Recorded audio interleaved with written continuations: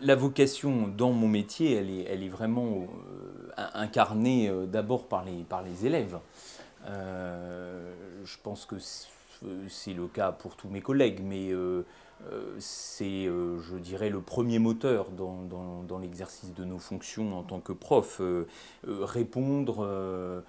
Répondre à l'exigence de ce public voilà, qui est en face de nous. Ce bien commun numérique, qui passe souvent par ce que je disais du logiciel libre, résonne très fréquemment avec une notion de bien public. Pourquoi? Parce que les gens qui réfléchissent comme ça à construire un commun numérique qui soit partagé entre tous, que ce soit du logiciel libre, que ce soit des ressources, donc des données, des bases de données partagées ou tout autre type, le font généralement parce qu'elles pensent qu'en œuvrant dans ce sens-là, elles vont participer à un bien public qui profite à tous en fait. Le service public et la vocation, le service au public, pour le public et la vocation médicale.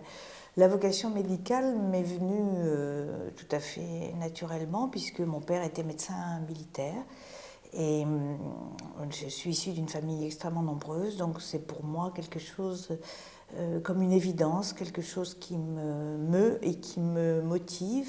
C'est presque leurs engagements en termes de citoyens lorsqu'on parle d'individus. Lorsque c'est des sociétés, c'est pour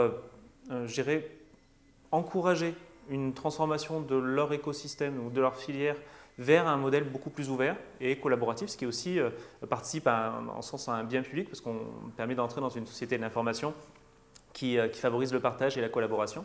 Alors c'est vrai que cette idée de foi en l'autre, foi en service public, cette idée de vocation, elle est souvent décriée par mes étudiants en médecine quand je leur fais le premier exercice de médecine narrative, où on leur demande d'écrire l'histoire de leur vocation.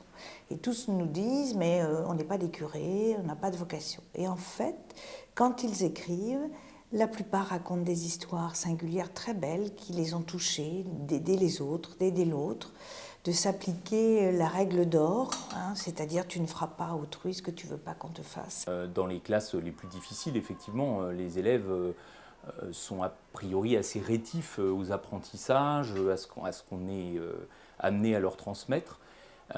Et pourtant, et je dirais que cette réticence, voilà, qui est parfois, qui se manifeste parfois par une hostilité dans certaines classes, eh bien, je dirais que c'est une exigence encore plus forte pour les professeurs. Donc, je pense que bien commun numérique et bien public, souvent, sont deux notions qui se rejoignent par l'intérêt qu'on a en tant qu'individu, personne morale ou personne physique, à favoriser ce bien public.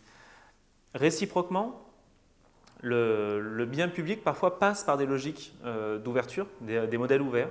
Dans le cadre de l'OGP, donc le partenariat pour un gouvernement ouvert en France, il y a cette notion de favoriser les consultations numériques, consultations autour des projets de loi, permettre aux citoyens de co-construire avec le législateur, avec le gouvernement, les lois qui ensuite s'appliqueront sur le territoire.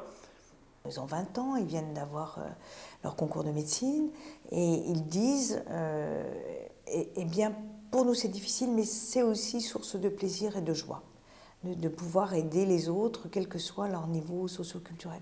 Et en plus, je travaille à l'assistance publique, et à l'assistance publique, nos valeurs sont jusqu'à présent de soigner de la même façon du clochard au Premier ministre s'il se présente devant nous.